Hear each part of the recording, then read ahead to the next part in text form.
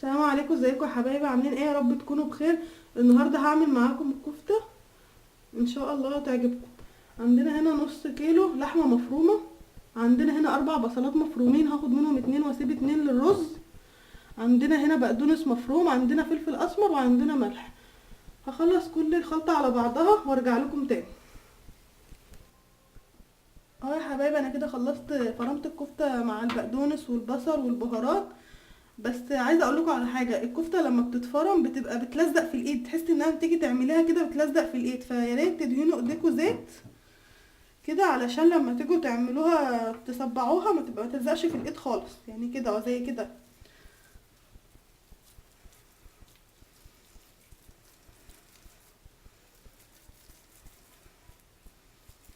احاول اكبر الصبع شويه عشان اللحمه المفرومه كده كده بتكش لما بتخش الفرن.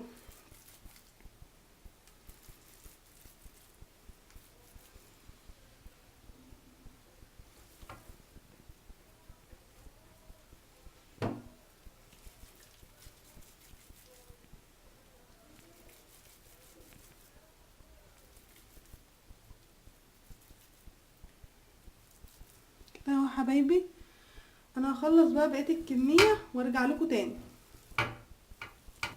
اه يا حبايبي انا كده خلصت الكميه كلها، هدخلها بقى الفرن وارجع لكم تاني عشان نعمل الرز بالكاري سوا.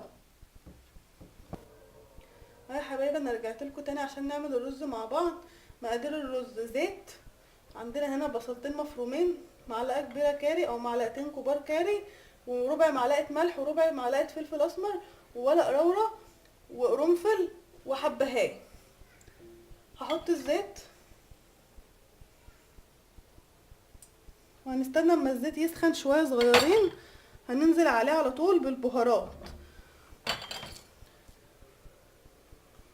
اما الزيت يسخن هننزل بالبهارات، هننزل بورق اللورا والقرنفل والحبهان،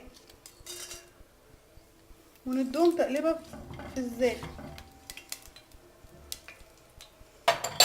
وننزل كمان معاهم بالكاري ونديله تشويحه كده في الزيت عشان ريحه البهارات تطلع معانا وتبقى حلوه.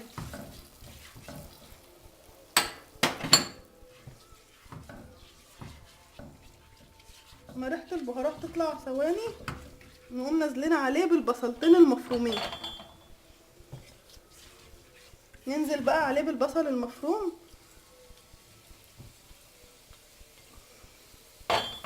ونقلب البصل مع البهارات، ولما ياخد لون مع البهارات ننزل عليه ان شاء الله بالرز.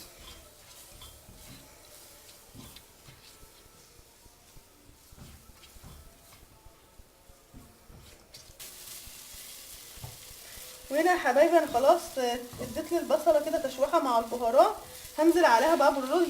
دول كوبايتين كبار رز، وكل كوبايه رز مصري بتاخد كوبايه ميه بالظبط، يعني كل كوبايه رز مصري بتاخد كوبايه ميه. هنشوح الرز شويه مع البهارات وننزل عليه بميه مغليه عشان الرز فيه ميه تطلع منه يعني، وبعد كده ننزل عليه بميه تكون سخنه ومغليه عشان الرز ما يعجنش معاكم. لازم الميه تكون مغليه يا جماعه.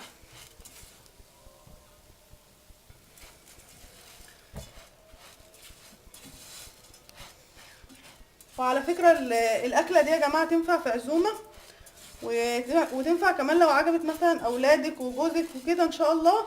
تنفع تكتبها في منيو رمضان إن شاء الله. كل سنة وانتم طيبين، رمضان قرب، رمضان إن شاء الله يوم 6/5، فينفع تكتبيها مثلا تبقى معاكي من منيو رمضان، بحيث ان انت ما تفكريش وتقعدي كل يوم تحتاري انك هتطبخي ايه وكده، يبقى معاكي مثلا أكلة من منيو رمضان. هحط بقى عليه المية مغلية، ودول كوبايتين مية مغليين، كوبايتين كبار ميه مغليين. الرز المصري يا دوبك الميه بتغطيه بس.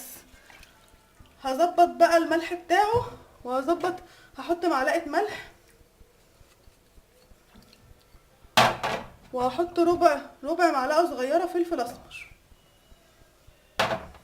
بس كده يا جماعه، هسيبه بقى لما يغلي ويتردد كده ويستوى شويه واوريهولكوا تاني.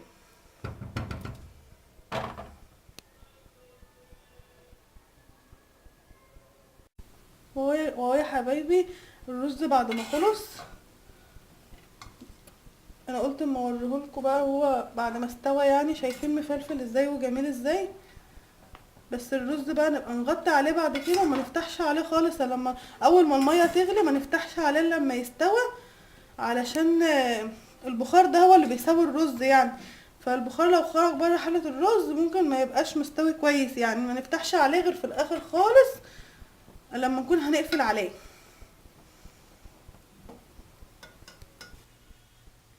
اهو حبايبي كده بعد الكفته ما خلصت قلت اما اوريكم بقى السفره كلها على بعضها اللي انا بقدمها ازاي. انا هنا عملت الكفته اهوت، قدمتها مع رز بالكاري ومع بطاطس محمره ومع طحينه ومع سلطه ومع مخلل.